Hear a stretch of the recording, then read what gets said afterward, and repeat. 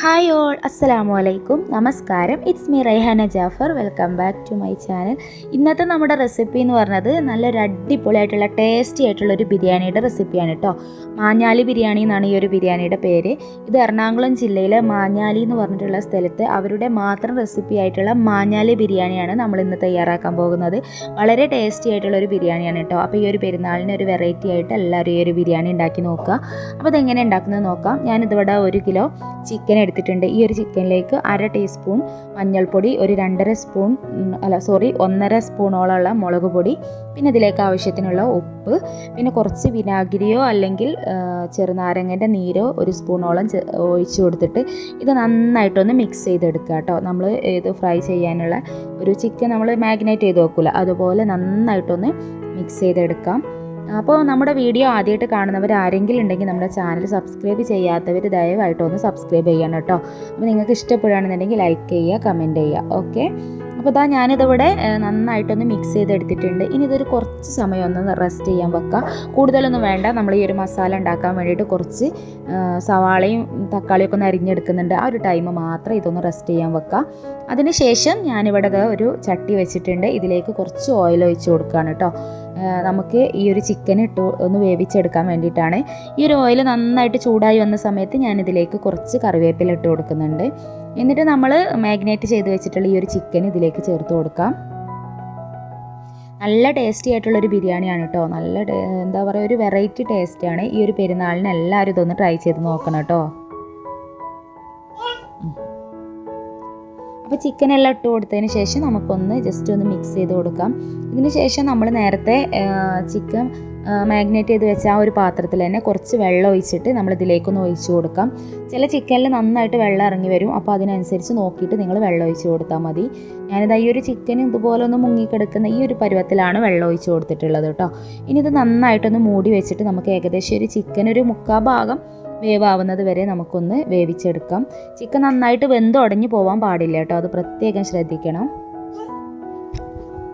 അതുകൊണ്ടൊക്കെ ഇപ്പോൾ നന്നായിട്ട് ഒന്ന് ഒരു ഏകദേശം ഒരു 1/4 ഭാഗം വേവായിട്ടുണ്ട്.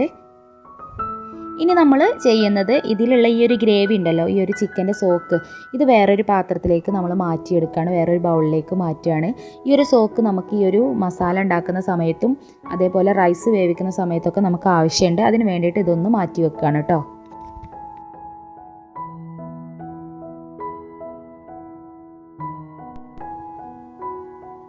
ഇപ്പോൾ ഞാൻ ഇതിലുണ്ടായിരുന്ന വെള്ളമൊക്കെ മാറ്റി വെച്ചിട്ടുണ്ട്. ഇപ്പോൾ ചിക്കൻ മാത്രമേ ഉള്ളൂ. ഇനി നമുക്കിതൊന്ന് ഫ്രൈ ചെയ്തെടുക്കണം. ഈ ഒരു ചട്ടിയിലേക്ക് തന്നെ ഞാൻ കുറച്ച് ഓയിൽ ഒഴിച്ച് കൊടുക്കുകയാണ് കേട്ടോ. ഒരു 2-3-4 സ്പൂണോളം ഓയിൽ ഒഴിച്ച് കൊടുക്കുന്നുണ്ട്. ഈ ഒരു സോക്ക് നമുക്ക് മാറ്റി വെക്കാം. അതിന് ശേഷം ഞാൻ ഒരു 3-4 സ്പൂണോളം നമുക്ക് ഈ ഒരു ചിക്കനെ ഒന്ന് ഫ്രൈ ചെയ്തെടുക്കാൻ വേണ്ടിയിട്ടുള്ള ഓയിൽ നമുക്കിതിലേക്ക് ഒഴിച്ച് കൊടുക്കാം. എന്നിട്ട് ഈ ചിക്കന് നന്നായിട്ടൊന്ന് ഫ്രൈ ചെയ്തെടുക്കുക കേട്ടോ. ഉടഞ്ഞു പോവരുത്. കാരണം നമ്മളിങ്ങനെ വേവിച്ചതായതുകൊണ്ട് ഈ ഒരു ചിക്കൻ ഇങ്ങനെ കഴിക്കാൻ ടേസ്റ്റ് ഉണ്ടാവില്ല. അപ്പോൾ അതുകൊണ്ട് നമ്മൾ 2 ഭാഗവും ഒന്ന് മുരിയിച്ച് നല്ലൊരു ഫ്രൈ ആക്കി എടുക്കുക കേട്ടോ. അപ്പോൾ ഒരു ഭാഗം നന്നായിട്ട് ഫ്രൈ ആകുന്ന സമയത്ത് മറ്റേ ഭാഗത്തേക്ക് മറിച്ചിട്ട് കൊടുത്ത് ആ ഭാഗവും ഫ്രൈ ആയിട്ട് നമുക്കൊന്ന് പാത്രത്തിലേക്ക് മാറ്റാം.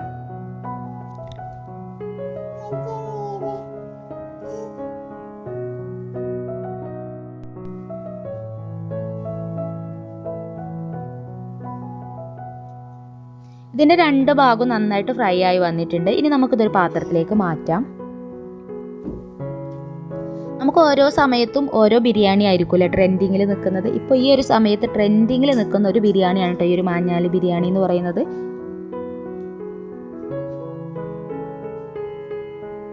എന്തായാലും നിങ്ങൾ മസ്റ്റായിട്ട് ഇതൊന്ന് ട്രൈ ചെയ്ത് നോക്കണം. അപ്പോഴാണ് ഇതിൻ്റെ ടേസ്റ്റ് അറിയുള്ളൂ. ഇനി ഈ ഒരു എണ്ണയിലേക്ക് തന്നെ, ഈ ഒരു ചിക്കൻ ഫ്രൈ ചെയ്ത ഈ ഒരു എണ്ണയിലേക്ക് തന്നെ നമുക്ക് കുറച്ച് സവാള ഇട്ടിട്ടൊന്ന് വഴറ്റിയെടുക്കണം. ഇതിൽ മസാല ഉണ്ടാക്കിയെടുക്കാൻ വേണ്ടിയിട്ടാണ്. ഞാനൊരു 3 വലിയ സവാള എടുത്തിട്ടുണ്ട് കേട്ടോ. ഞാൻ വീഡിയോക്ക് വോയിസ് കൊടുക്കുന്ന സമയത്ത് മോന് വന്നിട്ട് സൗണ്ട് ഉണ്ടാക്കുകയാണ് കേട്ടോ ഈ കേൾക്കുന്നത്. അപ്പോൾ അത് 3 വലിയ സവാളയാണ് എടുത്തിട്ടുള്ളത്. അത് നന്നായിട്ടൊന്ന് വഴറ്റിയെടുക്കണം. പിന്നെ ഇതിലേക്ക് കുറച്ച് വഴണ്ടി വന്നതിന് ശേഷം ഞാനിതിലേക്ക് ഒരു 1.5 സ്പൂണോളമുള്ള ഇഞ്ചിയും വെളുത്തുള്ളിയും ചതച്ചെടുത്ത് ചേർത്തിട്ടുണ്ട് കേട്ടോ. അത് നിങ്ങളടുത്ത് ഇഞ്ചി വെളുത്തുള്ളി പേസ്റ്റ് ഉണ്ടെങ്കിൽ അത് ചേർത്ത് കൊടുത്താലും മതി. അതും കൂടെ ചേർത്തിട്ട് ഞാനിതൊന്ന് മൂടി വെച്ചിട്ട് നന്നായിട്ടൊന്ന് വഴറ്റിയെടുക്കുന്നുണ്ട്. ഇപ്പോൾ നമ്മുടെ സവാള നന്നായിട്ട് വഴറ്റി വന്നിട്ടുണ്ട്. ഈ ഒരു സമയത്ത് നമ്മളിതിലേക്ക് ഞാനൊരു വലിയ 2 തക്കാളിയാണ് കേട്ടോ ചേർത്ത് കൊടുത്തിട്ടുള്ളത്.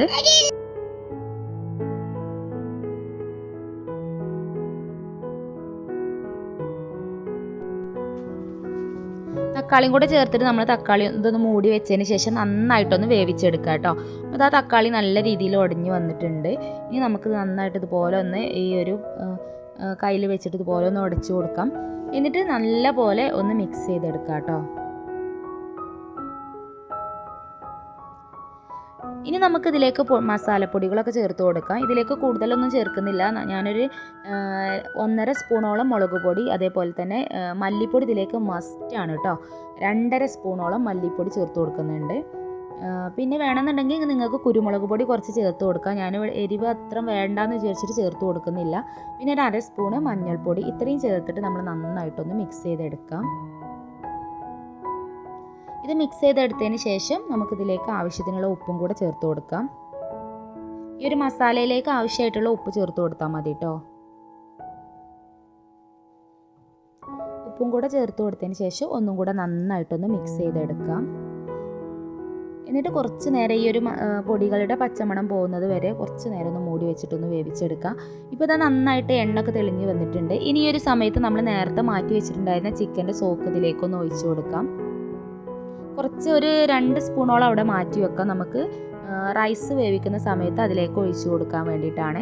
അപ്പോൾ ഈ ഒരു സോക്കും കൂടെ ഒഴിച്ചു കൊടുത്തതിന് ശേഷം നമ്മളിതൊന്നും കൂടെ ഒന്ന് മിക്സ് ചെയ്തെടുക്കാം. ഇതൊരു നമ്മൾ ദം ചെയ്യല്ല കേട്ടോ ഈ ബിരിയാണി ചെയ്യുന്നത്. അപ്പോൾ ഒരു മസാല വേറെയും റൈസ് വേറെ ആയിട്ടാണ് ചെയ്തെടുക്കുന്നത്. ഇപ്പോൾ ഇത് കുറച്ചൊന്ന് കുറുകി വന്നിട്ടുണ്ട്. ഈ ഒരു സമയത്ത് നമ്മൾ നേരത്തെ ഫ്രൈ ചെയ്ത് മാറ്റി വെച്ചിട്ടുണ്ടായിരുന്ന ചിക്കൻ ഇതിലേക്കൊന്ന് ചേർത്ത് കൊടുക്കാം.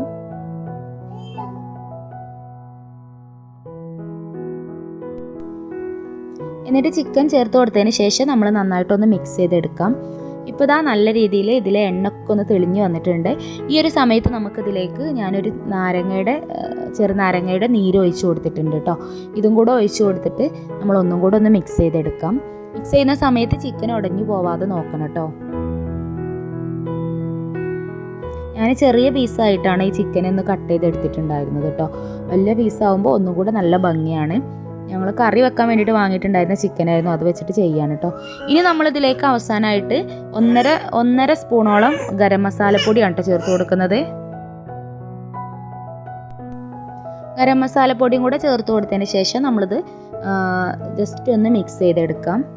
അതിനുശേഷം അവസാനമായിട്ട് ഏറ്റവും മുകളിൽ നമ്മൾ കുറച്ച് നെയ്യ് ഞാനൊന്ന് ഇട്ട് കൊടുക്കുകയാണ്. ഈ നെയ്യൊന്ന് ഇതിലേക്ക് ഒന്ന് ഉരുകി പോവണം. അതിന് മുകളിലായിട്ട് പിന്നെ നമ്മൾ മല്ലിച്ചപ്പാണ് ചേർത്ത് കൊടുത്തത്. ഇതിലേക്ക് പുതിന, ഈ ഒരു ബിരിയാണിയിലേക്ക് പുതിനയില ചേർക്കത്തില്ല, മല്ലിയില ചേർത്ത് കൊടുത്തിട്ട് നമ്മളിതുപോലെ ആ ഒരു നെയ്യും മല്ലിയിലയും കൂടെ ഒന്ന് മിക്സ് ചെയ്തെടുക്കുക. അപ്പോൾ ഇത്രയേ ഉള്ളൂ, നമ്മുടെ മസാല റെഡി ആയിട്ടുണ്ട്. ഇനി ഇതൊന്ന് മൂടി വെച്ചിട്ട് നമുക്ക് മാറ്റി വെക്കാം. അപ്പോൾ മസാല അവിടെ റെഡി ആയിട്ടുണ്ട്. ഇനി നമുക്ക് ഈ ബിരിയാണിയിലേക്ക് ആവശ്യമായിട്ടുള്ള റൈസ് ഒന്ന് തയ്യാറാക്കിയെടുക്കാം. അതിന് വേണ്ടിയിട്ട് ഞാനിത് അരി നന്നായിട്ട് കഴുകി വെള്ളത്തിലിട്ട് വെച്ചിട്ടുണ്ടായിരുന്നു. കൈമ റൈസോ അല്ലെങ്കിൽ ജീരകശാല റൈസോ ആണ് കേട്ടോ ഈ ഒരു ബിരിയാണിയിലേക്ക് ഏറ്റവും നല്ലത്. അപ്പോൾ റൈസ് അവിടെ ഊറ്റി വെച്ചിട്ടുണ്ട്. ഇനി ബിരിയാണി ഉണ്ടാക്കാനുള്ള പാത്രം വെച്ച് കൊടുക്കാം. ഇതിലേക്ക് ഞാനൊരു 2 സ്പൂണോളം നെയ്യ് ഒഴിച്ച് കൊടുത്തിട്ടുണ്ട്. നെയ്യ് ഒഴിച്ച് കൊടുത്തതിന് ശേഷം പിന്നെ ഇതിലേക്ക് കുറച്ച് ഓയിലും കൂടെ ഒഴിച്ച് കൊടുക്കാം കേട്ടോ. വെളിച്ചെണ്ണ, ഓയിൽ ഏത് വേണമെങ്കിലും നിങ്ങൾക്ക് യൂസ് ചെയ്യാം. അതും കൂടെ ഒഴിച്ച് കൊടുത്തതിന് ശേഷം നമ്മളിത് നന്നായിട്ടൊന്ന് ചൂടാക്കിയെടുക്കാം. എന്നിട്ട് ഗ്രാമ്പൂ, പട്ട, ഏലക്ക, അതേപോലെ തക്കോലം ഇതൊക്കെ ചേർത്ത് കൊടുക്കാം. ഞാനിത് ഒക്കെ പാടെ പൊടിച്ചതുണ്ടായിരുന്നു, അപ്പോൾ അത് 1 സ്പൂൺ ചേർത്ത് കൊടുത്തേക്കാണ് ചെയ്തിട്ടുള്ളത് കേട്ടോ. പിന്നെ ഏലക്ക സെപ്പറേറ്റ് ചേർത്ത് കൊടുത്തു.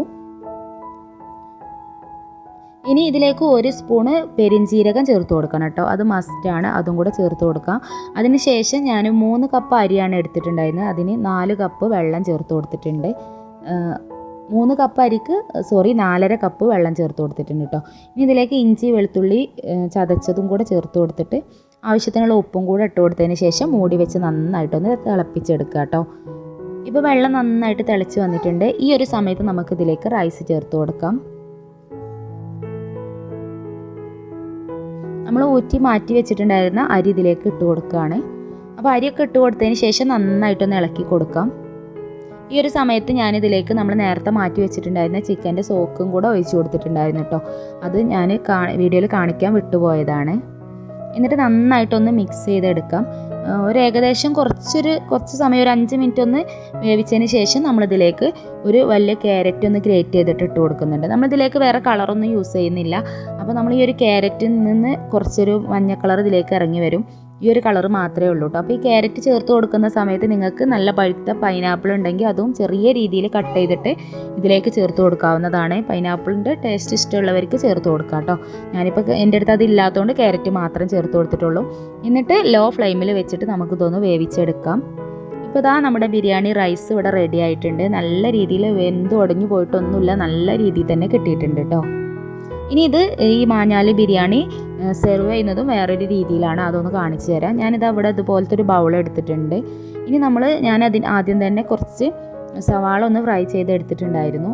അതാദ്യം ഈ ഒരു ബൗളിലേക്ക് ഇതുപോലെ ഒന്ന് ഇട്ട് കൊടുക്കാം. ഏറ്റവും താഴെയായിട്ട് നമ്മൾ ഈ ഒരു സവാള ഫ്രൈ ചെയ്തത് ഇട്ട് കൊടുക്കാം. ഇതിന് ശേഷം ഇതിൻ്റെ മുകളിലായിട്ട് കുറച്ച് മല്ലിച്ചപ്പ് ഇതുപോലെ ഒന്ന് ഇട്ട് കൊടുക്കാം.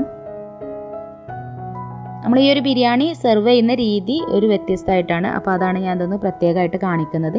ഇനി ഇതിൻ്റെ മുകളിലായിട്ട് നമ്മൾ റൈസ് ഇതുപോലെ ഇട്ട് കൊടുക്കാം. റൈസ് ഇട്ട് കൊടുത്തതിന് ശേഷം ഈ ഒരു ബൗൾ നിറയെ റൈസ് ഇതുപോലെ ഇട്ട് കൊടുക്കാം. എന്നിട്ട് ഇതുപോലെ ഒന്ന് പ്രസ് ചെയ്തെടുക്കാം. ഇതുപോലെ ഒന്ന് ഈ ഒരു കോരി വെച്ചിട്ട് നന്നായിട്ടൊന്ന് പ്രസ് ചെയ്യുക. എന്നിട്ട് നമ്മൾ ഏത് പാത്രത്തിലേക്കാണോ സെർവ് ചെയ്യുന്നത് ആ പാത്രത്തിൻ്റെ സെൻറ്ററിലായിട്ട് ഇതൊന്ന് കമഴ്ത്തി കൊടുക്കുക.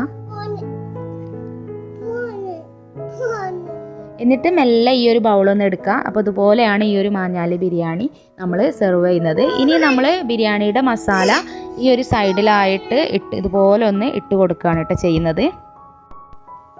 അപ്പോൾ ഈ ഒരു ബിരിയാണിയുടെ മസാല നമ്മൾ ഈ ഒരു സൈഡിൽ ഇതുപോലെ ഇട്ട് കൊടുക്കുകയാണ് ചെയ്യുക.